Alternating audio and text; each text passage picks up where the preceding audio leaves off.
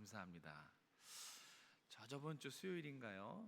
원로 목사님 설교 강단에 올려오시고 이렇게 또 젊은 기관 특송했을 때 호연이가 이제 그 삑삑거리는 신발 신고 이제 돌아다녔단 말이에요. 그랬을 때 원로 목사님이 한마디 하셨죠. 옛날 생각나게 하네. 제가 지금 무슨 생각이 들었냐면, 저도 이게 제 머릿속에 담겨놓고 이제 우리 세희, 임세희하고 민정이가 이제 이렇게 되면 저도 옛날 생각나겠다 하는 먼 옛날에 그랬으면 참 좋겠다, 이제 그런 생각을 좀 했습니다. 네, 오늘 함께 참석해 주셔서 너무 감사하고요. 오늘도 수고 많으셨는데 우리 서로 먼저 인사하겠습니다. 오늘도 수고 많으셨습니다. 네, 수고 많으셨습니다. 오늘도 반가웠고요. 너무나 감사합니다. 네, 오늘 새 기간 헌신 예배를 드리게 하신 하나님께 감사드리고요. 또 이렇게 힘찬 찬양으로 하나님께 영광을 돌리는 우리 윤희계 리브가 요괴배 참 감사드립니다. 제가 잠깐 우리 오늘 강사 목사님을 소개하고 내려가겠습니다. 먼저 우리 오늘 목사님이 계산해 보니까 358일 만에 다시 오셨어요.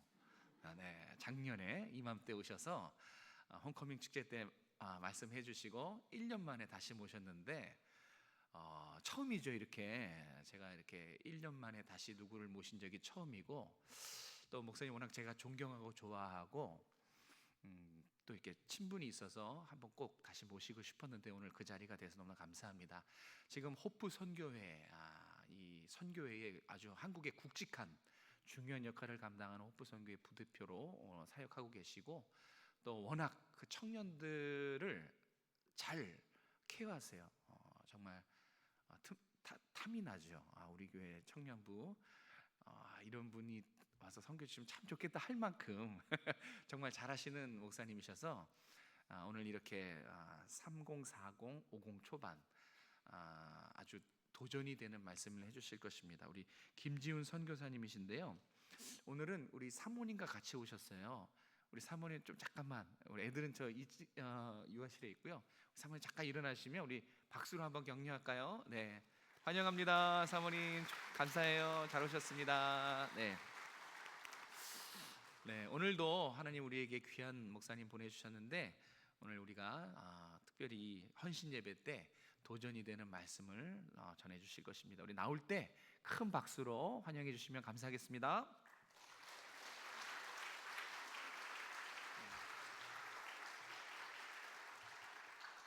네, 반갑습니다. 안녕하세요. 김지훈 선교사입니다. 목사님이 키가 크신지 이렇게 좀 이렇게 높네요. 작년에 그 홈커밍 축제 때 와서 말씀 전하고 정말 1년 만에 이렇게 왔는데, 그때나 지금이나 너무 잘 섬겨주셔가지고, 또 식사 그 차린 거에 일단 감탄을 또 오늘도 했고요.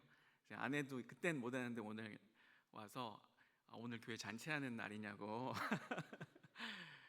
아무튼 잘, 너무 목사님도 너무 사람 좋아하시고 잘 섬기시는 분이고, 또 성도님들도 더 잘 섬기시는 그런 교회여서 올 때마다 참 푸근한 마음이 있는 것 같습니다. 그래서 오늘 특별히 이제 여선교회 3040, 50 초반 여선교회 헌신 예배인데 말씀을 전해달라고 하셔서 어떤 말씀을 전할까 고민하다가 시편 95편 말씀을 이제 묵상하면서 준비했습니다. 제가 초등학교 2학년 때 신장염이라는 병을 앓았습니다. 그래서 제가 6년 개근을 놓쳤어요. 그때 이제 담임 선생님이 저를 이렇게 앞으로 부르셨어요. 갑자기 종례 시간에 지훈아 앞으로 와, 그러더니 아이들한테 요즘에 지훈이가 좀 살이 좀 찐 것 같지 않냐, 얼굴이 좀 부은 것 같지 않냐, 이렇게 말씀하시더라고요. 아이들이 네 막 그러는 거예요. 선생님이 지훈아 어머니한테 병원 갔다, 선생님이 병원 같이 가자고 했다고 해, 그렇게 말씀하셨어요. 그래서 제가 엄마한테 선생님이 이렇게 말씀하셨어요 했더니 정말 선생님이 병원에 갔다 오시더니 제가 신장염인 거를 발견한 거예요. 그러니까 보통 신장이 안 좋으면 얼굴이 붓기가 이렇게 있다는 거를 담임 선생님이 초등학교 2학년 때 발견하신 거죠. 그러니까 담임 선생님이 제가 뭐 의사도 아닌데 제가 신장염이 있을 것 같다라는 것을 어떻게 발견하셨죠? 징후죠, 징후. 뭔가 병이 생기거나 몸에 이상이 있다면 몸에서 그게 징후로 이렇게 드러나는 걸 보고 얼굴이 약간 부은 것 같아서 저에게 말씀하신 거죠. 그러니까 세상에는 이처럼 징후들이 있습니다. 예를 들면 뭐 안전과 치안과 환경 등등에 필요할 때 위험 신호를 알리는 경보나 알람, 징후 이런 것들이 있습니다. 질병을 진단할 때도 징후나 또 사고를 예방할 때도 경보음이나 이런 것들을 활용을 하죠. 인생을 살면서 우리는 이런 인생들에게 일어나는 징후들을 파악하고 또 적절한 알람들을 인생 가운데 잘 맞춰놓는 것이 필요할 때가 있습니다. 때로는 우리 신앙에서도 그런 여러 불감증들이 있을 수 있는데 어떤 침체를 예고하는, 영적인 침체를 예고하는 그런 징후들이 있을 수 있다는 거죠. 그래서 우리의 신앙에도 보면 그런 여러 영적인 불감증이나 영적인 위험 신호를 파악하는 징후나 이런 것들을 잘 파악할 수 있는 경보 장치나 알람 이런 것들이 필요할 때가 있습니다. 저는 오늘 시편의 말씀을 읽으면서 우리를 향한 어떤 경보음을 그리고 우리의 귓전을 때리는 어떤 알람 소리 같은 것들을 들을 수 있었습니다. 제가 이런 정보들을 좀 먼저 얘기하고 오늘 본문을 제가 이 본문이 주는 뉘앙스 그대로 한번 다시 읽어보도록 하겠습니다. 오라! 우리가 여호와께 노래하며 우리의 구원의 반석을 향하여 즐거이 외치자. 우리가 감사함으로 그 앞에 나아가며 시를 지어 즐거이 그를 노래하자. 여호와는 크신 하나님이시요 모든 신들보다 크신 왕이시기 때문이로다. 땅의 깊은 곳이 그의 손안에 있으며 산들의 높은 곳도 그의 것이로다. 바다도 그의 것이라 그가 만드셨고 육지도 그의 손이 지으셨도다. 2절입니다. 오라! 우리가 굽혀 경배하며 우리를 지으신 여호와 앞에 무릎을 꿇자. 그는 우리의 하나님이시요 우리는 그가 기르시는 백성이며 그의 손이 돌보시는 양이기 때문이라. 너희가 오늘 그의 음성을 듣거든 너희는 무리바에서와 같이 또 광야의 마사에서 지냈던 날과 같이 너희 마음을 완악하게 할지 말지어다. 그때 너희 조상들이 내가 행한 일을 보고서도 나를 시험하고 조사하였도다. 내가 40년 동안 그 세대로 말미암아 근심하여 이르기를 그들은 마음이 미혹된 백성이라 내 길을 알지 못한다 하였도다.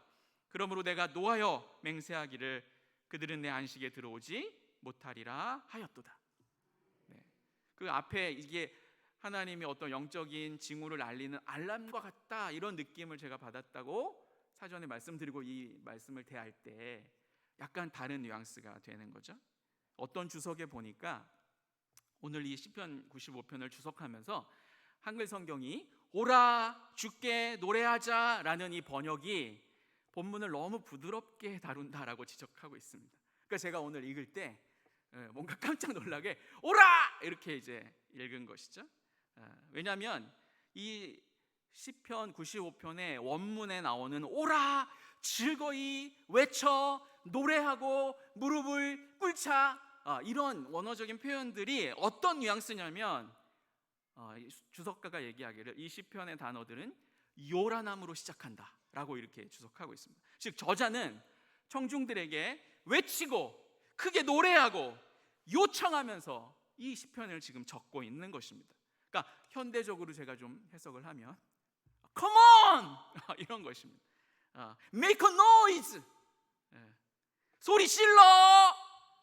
마치 이런 뉘앙스로 지금 이 시를 적고 있는 것입니다. 그렇게 시작해도 아마 더 맞을 것 같습니다. 여러분 오늘 이 본문 속에서 첫 번째 우리가 보아야 할 경고음이 있습니다. 첫 번째 경고음은 하나님을 기뻐하지도 감사하지도 않으면서 성전 예배에 올라가는 백성들을 향한 경고음입니다. 사랑하는 여러분, 신앙에 있어서 가장 위태로운 첫 번째 적신호가 무엇입니까? 그것은 바로 우리의 삶에서 예배의 기쁨과 감사의 고백이 그치는 것입니다. 예배에 참석은 하지만 제의적인 예배에 나오지만 우리의 삶에서 하나님을 향한 찬양이 메마르고 감사가 희소해지고 하나님을 묵상할 때도 세상이 주는 것과 비교할 수 없는 기쁨이 일어나지 않는 것입니다. 말씀을 보아도 하나님의 구구절절 사랑의 메시지를 들어도 내 마음 가운데 세상이 줄 수 없는 넘치는 기쁨이 일어나지 않는 것이죠. 예배하러 나오지만, 예배 자리 가운데 나와 앉아는 있지만 하나님을 예배하는 이 자리가 나에게 큰 기쁨과 감사가 되지 않는 것입니다. 평소에 삶을 살 때도 하나님을 향한 감사보다는 인생에 대한 회한과 후회와 걱정과 근심으로 가득 차는 것이 어쩌면 우리의 신앙생활에 있어서 첫 번째 적신호가 아닐까라는 생각을 오늘 본문 통해서 하는 것입니다.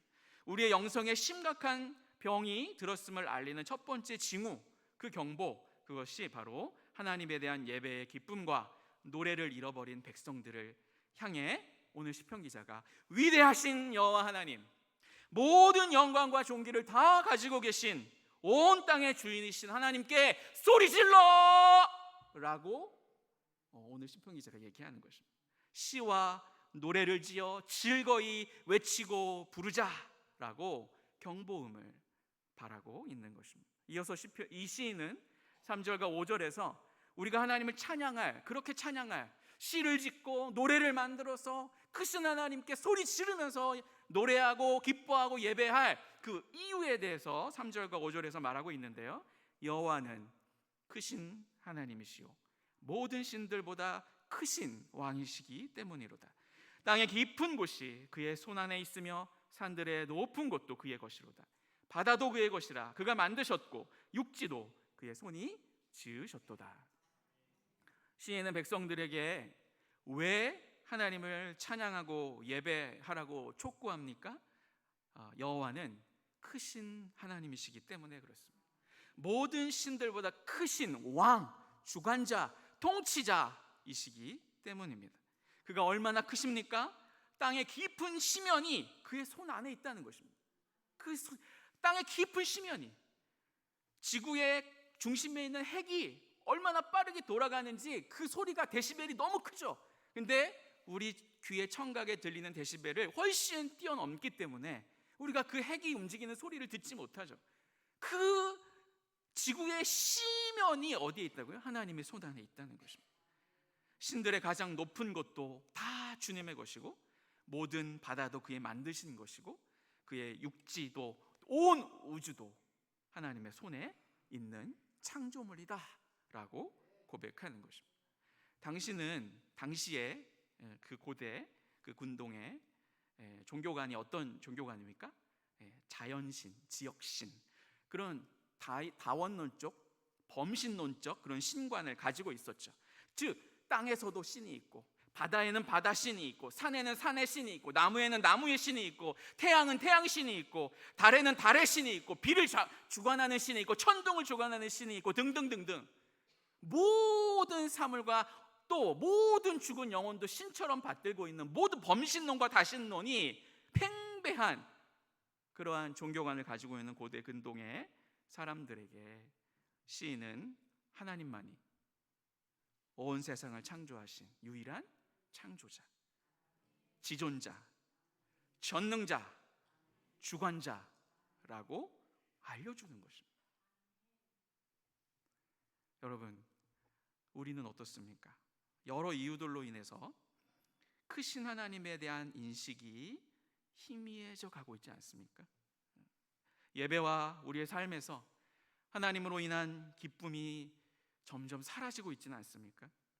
하나님보다 세상이, 하나님의 방법보다 세상의 방법이 더 커 보이기 시작한다면 오늘 시편 기자가 전해주는 경보음은 바로 우리를 향한 것이죠. 하나님보다 더 커 보이는 문제, 하나님보다 더 커 보이는 세상, 하나님보다 더 커 보이는 세상의 악, 하나님의 방법보다 더 유능해 보이고 똑똑해 보이는 세상의 방법, 이런 것들이 하나님보다 더 커 보인다면 어쩌면 오늘 시편의 경보음이 바로 우리를 향한 것이다 라는 것입니다. 땅의 기쁨도, 저는 이 크신 하나님, 모든 영광과 존귀를 가지신 온 땅의 창조주, 온 세상의 주관자 되시고 전능하시고 영원하신 하나님을 향한 이 감사와 기쁨과 찬양과 예배가 회복되는 은혜를 우리 가운데 허락하여 주시기를 간절히 소망합니다. 이 하나님을 아는 지식과 그로 인한 감격, 이것이 회복되는 여러분과 저의 삶이 되기를 주님의 이름으로 축복합니다. 두 번째 경고음, 이제 2절로 넘어갑니다. 다시 읽겠습니다. 놀래지 마십시오. 오라! 예, 우리가 굽혀 경배하며 우리를 지으신 여호와 앞에 무릎을 꿇자.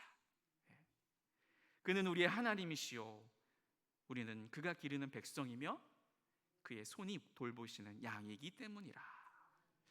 백성들을 향한 첫 번째 경고음이 크신 하나님을 향한 기쁨과 감사가 사라진 것이라면, 오늘 시인이 들려주는 백성을 향한 두 번째 경고는 무엇입니까? 그것은 이 온 우주의 주인이신 그 하나님, 모든 땅의 시면이 그의 손안에 있고 바다와 바다의 깊음과 육지의 넓음과 우주의 광대함이 다 그의 손안에 창조된 그 피조물에 불과하다는 이 크신 하나님에 대한 인식이, 또 그분을 향한 감사와 기쁨이 첫 번째 경고음이라면, 오늘 이 두 번째 경고음은 그 주인이신 하나님께서 바로 보잘것없는 우리의 목자고 우리의 왕이시라는 사실을 기억하지 못하는 것이 두 번째 경고음입니다. 영적 침체의 특징은 하나님과의 관계의 소원함에 있습니다. 아무리 크고 놀라우신 하나님이라도 나와는 상관없는 것처럼 멀리 계신, 그렇게 느껴진다면, 그죠? 그것이 우리의 영적 침체가 될 수 있죠. 최 목사님이 하나님이신 거는 같은데 나의 하나님입니까? 나의 하나님도 되시나? 이런 것이죠. 그 크신 하나님, 그래 하나님이 이 땅을 창조하시고 주관하시고 통치하신 하나님이라는 것이 어렴풋하게 믿어지지만, 과연 그 하나님이 나를 돌보시는 하나님인가? 과연 그 하나님이 나의 목자 되시는가? 나를 먹이시고 입히시고 돌보시는 하나님이신가? 라는 것에 대한 감흥이 없는 것입니다. 온 우주를 만드시고 다스리시는 하나님께서 바로 우리를 돌보시는 왕과 목자가 되십니다. 내가 아무리 형편없고 보잘것 없을지라도 그렇습니다. 여러분, 시편 23편은 가장 이해되지 않는 시편입니다. 왜냐하면 양의 입장에서 고백하는 거거든요. 여호와는 나의 목자시니 내가 부족함이 없으리로다. 과학자들이 연구한 바에 의하면 전 세계에서 가장 먼저 멸종해야 할 동물이 누구냐면 양이래요. 왜 그럴까요? 양은 할 수 있는 게 없어요. 길도 못 찾죠? 걸음도 느려요. 그리고 눈도 어둡습니다. 실제로 가장 발달된 감각기관이 귀예요, 그나마. 그래서 앞에 선두에 있는 양의 소리를 듣고 따라가거나 목자가 인도하는 대로 가는 게 양입니다. 그래서 양의 속성만 보면 그 세계에서 가장 먼저 멸종해야 할 동물은 양이라는 거예요.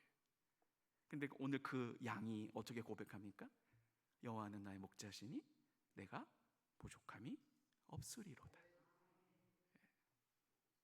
여러분, 우리는 다 양 같아서, 그죠? 양의 특징 중에 하나는 그 감각기관이 발달되지 않은 것도 있지만 더 결정적으로 고집도 셉니다. 그런데 그 고집센 양을 목자가 어떻게 하시는 거예요? 지팡이와 막대기로 인도하시는 거죠. 우리가 아무리 형편없을지라도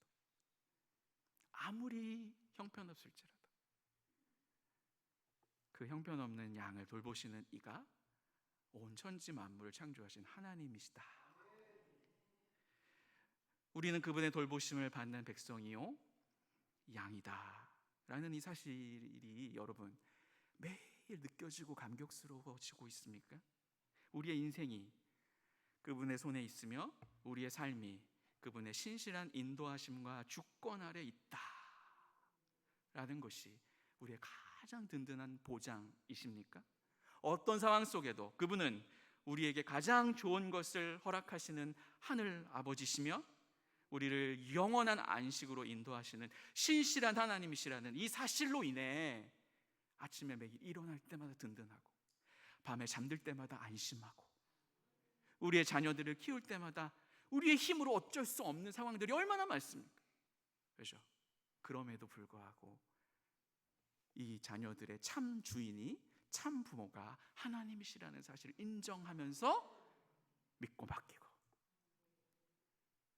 우리의 상황이 어떤 상황과 어려움 가운데 처할지라도 하나님이 나의 참된 목자 되심, 그 사실 하나만으로 안심하고 눕고 일어서는, 그죠? 이것이 하나님에서 누리는 영원한 안식이죠. 사랑하는 여러분, 이처럼 진정한 예배는 제의적인 예배가 아니라 형식을 갖춘 어떤 이런 제의적인 예배가 아니라 그분의 본성을 아는 것에서부터 진정으로 우러나오는 합당한 기쁨, 이것이 예배입니다. 그로 인해 드러나는 하나님을 향한 믿음과 순종, 이것이 진정한 예배인 것입니다. 우리가 이 하나님을 향한 기쁨과 믿음을 잃어버리면 어떻게 될까요?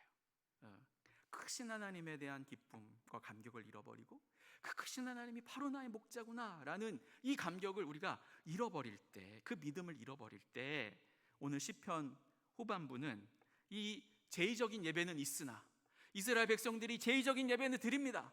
늘 제사를 드립니다. 성전 예배를 드립니다. 양을 잡아 드리죠. 그러나 하나님을 기뻐하지도, 그분을 신뢰하지도 않는 백성들의 완악한 마음이 어떤 마음인지를 지적하고 있습니다. 하나님의 어미하고 무거우신 영광에 대한 인식이 우리의 신앙 안에 실제한다면 우리는 그분 앞에서 굽혀 경배하며 우리를 지으시고 돌보시는 여호와 앞에서 무릎을 꿇고 찬양할 수밖에 없을 것입니다. 그러나 하나님의 하나님 되심, 그분의 어떠하심을 망각하고 하나님과의 인격적인 교제가 없는 인생은 곧 교만과 자기중심성의 추악한 본성만 드러납니다. 그러한 사람의 신앙의 특징은 하나님을 이용하는 것입니다.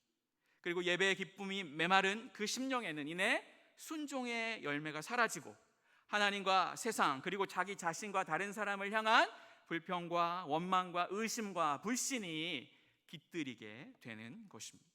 하나님의 성품에 대하여 어떤 의심이 도사리고 있다면 우리의 어떤 신앙적 행위도 이미 의미 없는 것이 되는 것입니다. 그래서 하나님을 향한 기쁨과 믿음의 샘이 말라버리는 것이 우리의 신앙의 가장 큰 적신호라고 오늘 시편 기자는 얘기합니다. 이 신앙의 적신호가 실제로 이루어졌던 예를 이스라엘의 한 역사 속에서 찾아내어서 백성들에게 역사 교육으로 가르치고 있습니다. 7절 이하가 바로 그것을 말해주고 있는데요. 그 역사는 무엇입니까? 바로 광야 40년 가운데 있었던 무리바 사건을 예로 들고 있습니다.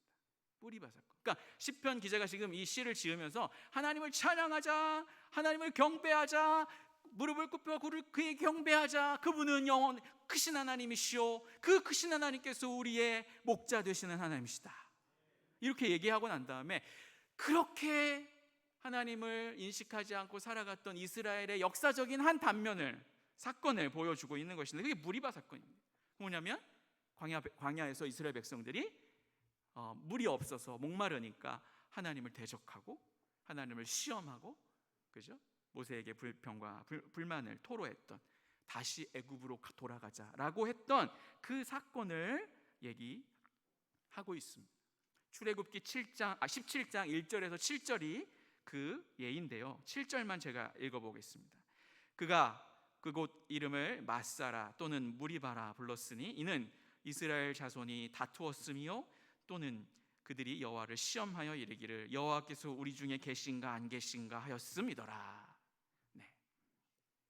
이 무리바 사건, 목말라서 물이 말라서 모세를 원망하고 모세를 돌로 쳐 죽이려고 하고, 그죠? 다시 애굽으로 돌아가려고 했던 그 사건 가운데 하나님의 평가가 뭡니까? 여호와께서 우리 중에 계신가 안 계신가 이들이 의심했다는 것이죠. 이스라엘이 하나님을 의심하고 시험한 것이라고 말하는 것입니다. 그런데 이 사건이 왜 이렇게 하나님이 왜 이 사건을 이렇게 크게 보시는지 아세요? 바로 앞장이 16장이 어떤 장인지 아세요? 16장이 광야 가운데서 만나를 경험한 장이기 때문에 그렇습니다. 이스라엘 백성이 광야에서 만나를 경험했어요. 애굽에서는 우리가 잘 먹고 잘 살았는데 광야에 불러내가지고 여기서 다 죽게 생겼다. 불평과 불만에 극에 달했을 때 하나님이 모세를 통해서 만나를 주셨어요. 그 전에는 홍해를 건넜습니다. 구름 기둥과 불 기둥의 인도를 가시적으로 보았습니다.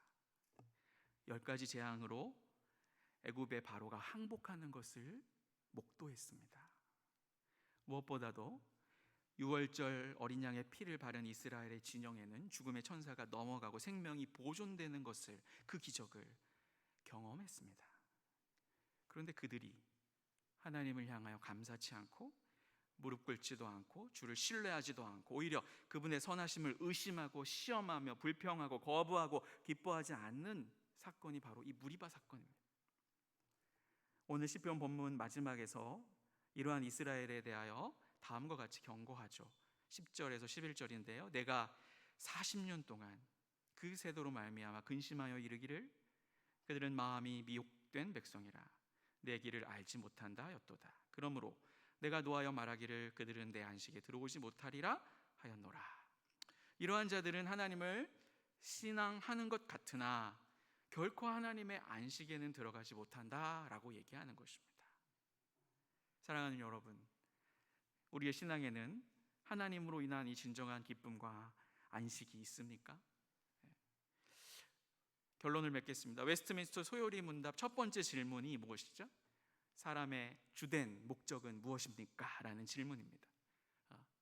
그러니까 기독교 신앙을, 장로교 신앙을 고백하는 첫 번째 질문이 인생의 주된 목적이 무엇입니까? 라는 질문에 대한 답이 하나님을 영화롭게 하며 그분을 영원히 즐거워하는 것입니다 라는 답입니다.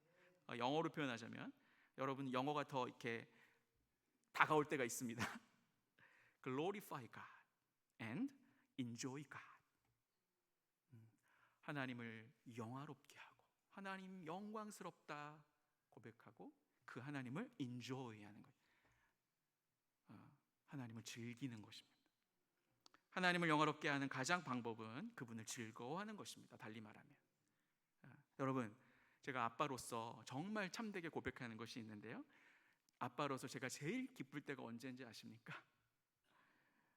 제가 밖에서 일을 보고 집으로 돌아갈 때 비밀번호 띠띠띠띠 누르는 순간 저희 아들 딸들이 문 앞에 뛰어나와가지고 아빠다 라고 외쳐주는 거예요.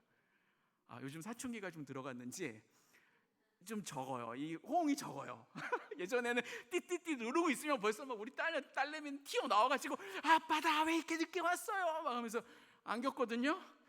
요즘에는 이 녀석이 저 방에서 아빠 왔어 이럴 때가 종종 있어요. 그러면 제가 막 달려가가지고 아빠 왔다 막. 왜 그래요? 아빠로서 가장 기쁘고 영광스러울 때가 언제냐면 나의 자녀들이 나를 기뻐해 줄 때. 사랑하는 여러분, 결국 우리의 신앙의 핵심은 하나님을 즐거워하는 것입니다. 하나님을 즐거워하지 않을 때 우리는 하나님을 이용하는 사람이 됩니다. 마귀와 하나님의 백성이 구별되는 점은 성경 지식이 많고 적음이 아니라 하나님을 즐거워하는지 아닌지에 있습니다. 야고보서는 이렇게 말합니다. 내가 하나님을 한 분이신 줄로 믿느냐? 잘하는도다. 귀신들도 믿고 떠느니라 라고 고백하죠. 우리가 하나님께 순종하는 것도 그 순종을 통해 무엇을 복을 얻으려는 의도가 아니라 하나님이 이미 베풀어 주시니 은혜에 대한 감사의 반응이 바로 순종인 것이죠. 결국 참된 신앙생활의 모든 동기는 하나님을 즐거워하는 것으로부터 출발해야 하는 것입니다. 영적 침체에 빠진 사람들의 특징은 감사와 기쁨이 사라지는 것입니다. 영적 권태는 하나님을 향한 즐거움과 믿음이 사라지는 것으로부터 시작됩니다.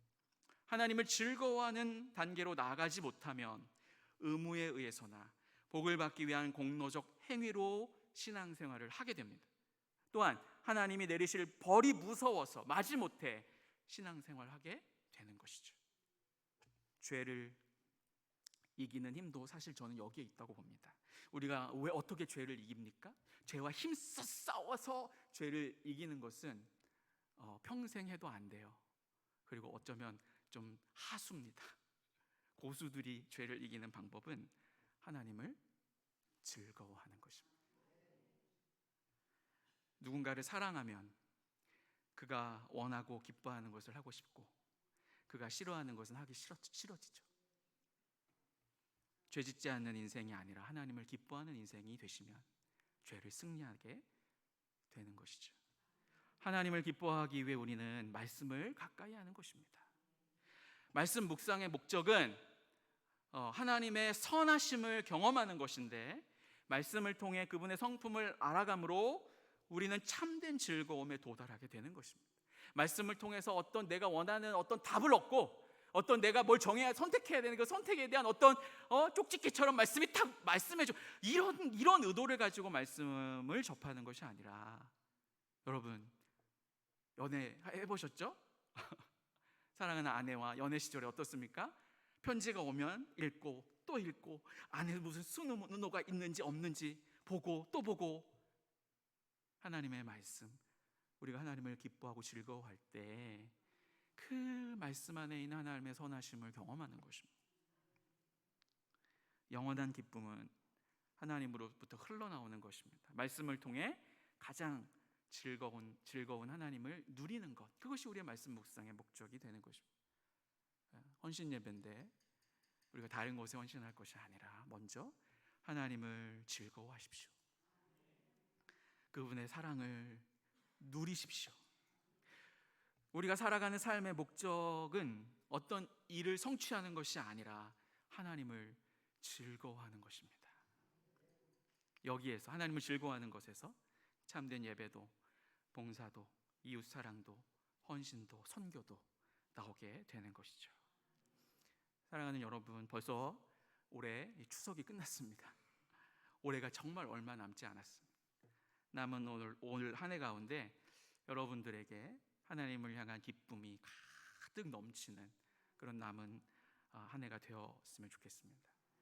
기뻐할 조건이 없다고요? 무엇보다 먼저 하나님을 마음껏 기뻐할 수 있는 우리가 되었으면 좋겠습니다. 마지막으로 제가 하박국 선지자의 노래로 말씀을 마치겠습니다. 하박국 3장 16절에서 19절의 말씀인데요, 하박국 선지자의 이 노래를 잘 들어보십시오.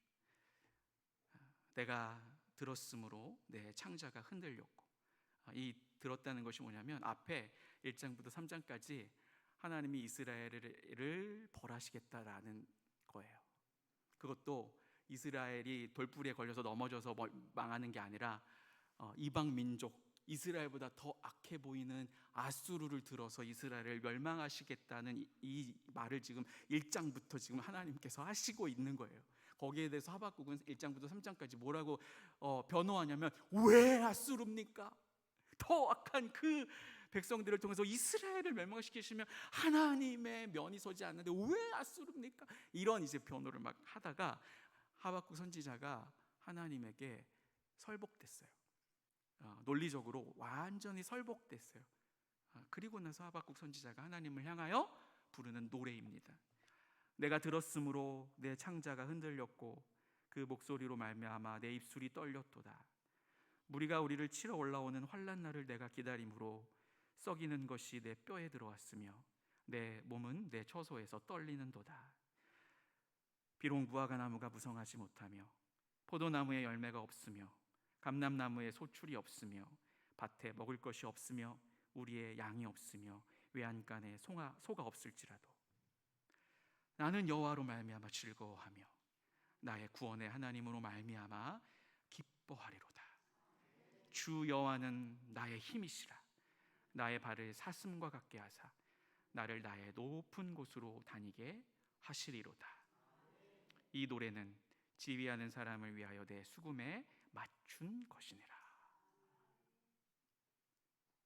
상황과 환경이 변하지 않을 것을 하나님께서 말씀하셨습니다. 이스라엘이 심판을 면할 수 없을 거야. 그런데 그 하나님과 변론하는 그 순간 가운데 하박국이 깨달은 게 뭐냐? 아, 죄로 인해서 멸망당할 수밖에 없고 고난과 환란이 예고되어 있지만 하나님의 이스라엘을 향한 마음이 사랑이라는 것을 마음 깊이 깨닫고 나서 이 노래가 나오는 것입니다. 나는 여호와로 말미암아 즐거워하며 나의 구원의 하나님으로 말미암아 기뻐하리로다. 주 여호와는 나의 힘이시라.